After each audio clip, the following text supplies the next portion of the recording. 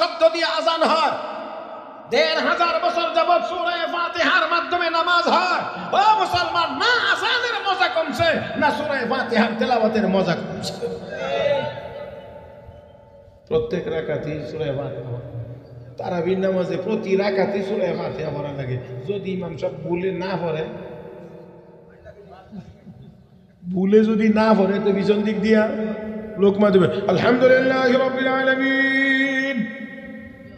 হ্যাঁ, বারবার লোকমা দেবে, বারবার, মানে আলহামদুলিল্লাহ আমরা পড়তেই হবে। কি বলেন, ঠিক কিনা?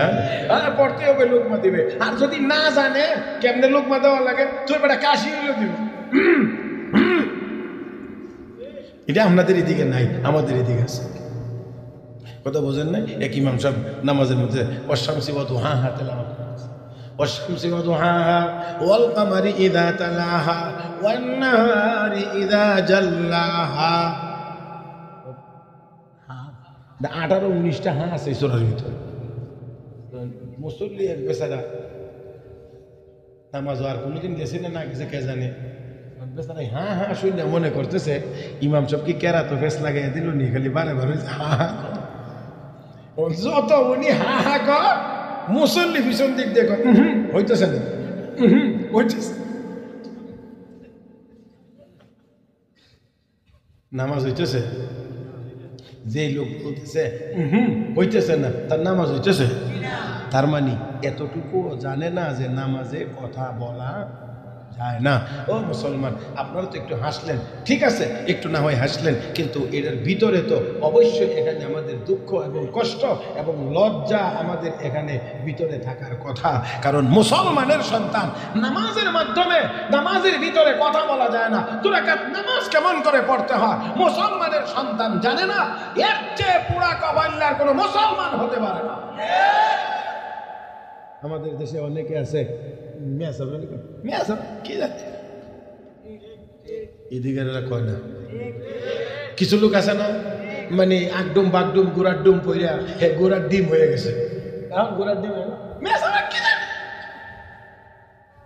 আমিও বলি মেয়া সাবরা খুব বেশি জানে, আমি এটা বলবো না প্রথমত, কারণ আমি যেই জিনিসটা বুঝাইতে চাই, মেয়া সাহেবরা যদি খুব বেশি নাও জানে, তবে যদ্দূর জানে আসলটা জানে।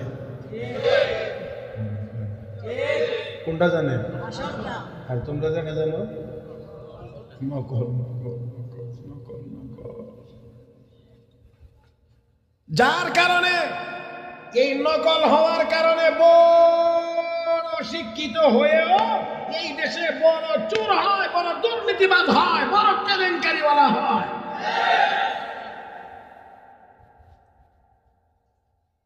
অর্থনৈতিক বড় বড় যত কেলেঙ্কারি আছে এই দেশে, অর্থনৈতিক টাকা পয়সার যত বড় বড় কেলেঙ্কারি আছে, সবগুলো ওই নকল বড় বড় শিক্ষিত মানুষের দ্বারা হয়েছে। বড় বড় চুরি, বড় বড় দুর্নীতি, মেগা প্রজেক্ট, মেগা দুর্নীতি, সব বড় বড় শিক্ষিতদের দ্বারা হয়েছে। মুহতারাম হাজরিন, এই জন্য মনে রাখতে হবে, কোরআনের শিক্ষা যদি সাথে না থাকে, কোরআনের শিক্ষা যদি সাথে না থাকে, বড় শিক্ষিত হইলেও বড় চোর হবে, বড় শিক্ষিত হয়ে বড় ডাকাত হবে, বড় শিক্ষিত হয়ে বড় দুর্নীতিবাজ হবে। আর কোরআনের শিক্ষা যদি তার সাথে থাকে, তাহলে কোরআনের শিক্ষা তাকে দুর্নীতিবাজ হইতে দিবে না, দিতে পারে না। এই জন্য আল্লাহকে মানুষ হইতে গেলে, মানুষ যদি হওয়া লাগে, তাহলে কোরআনের শিক্ষা লাগে। আল্লাহ আছে, এই নামে কোরআন শরীফে সূরা আসেনি? الرحمن علم القرآن خلق الإنسان علمه البيان। আল্লাহ বলেন দয়াময় তিনি। কে দয়াময়? কে দয়াময়? আল্লাহ, তিনি দয়াময়। আল্লাহ যিনি শিক্ষা দিয়েছেন কোরআন, বানাইছেন মানুষ। ও মুসলমান, মানুষ তো আগে বানাইছে, পরে কোরআন শিখাইছে, কিন্তু আল্লাহ বলার ক্ষেত্রে বলেন কোরআন শিখাইছি, মানুষ বানাইছি। তার মানে হলো যেই মানুষ কোরআন শিখবে, এটাই আল্লাহর দরবারে মানুষ বলে গণ্য হবে। আর আর আর আর যদি কোরআন শিখে না তাহলে সুরত যত সুন্দরই হোক, চামড়া যত লালই হোক, ডিগ্রি যত বড়ই হোক না কেন, আল্লাহ উলাইকা কাল আনআম, এগুলো হলো চতুষ্পদ জানোয়ারের মতো। কার মতো? জানোয়ারের মতো। যে এটার তো কিছু আলামত বাহ্যিকভাবেও পাওয়া যায়, দেখা হয়ে যায়। কারণ বড় বড় শিক্ষিতরা খার হইয়া মতো মাগো আস্তে করে জোরে কর না কেন, ঠিক কিনা?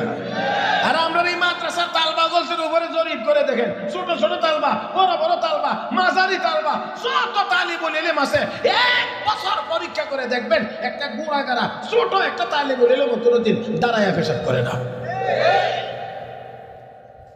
আর সাবেরা সিয়ারও বইয়ে থাকে, তুমি মুতে তো লেখা হয়ে যাবে। আল্লাহ বুঝার তৌফিক দান করুন। আরো জোরে কান।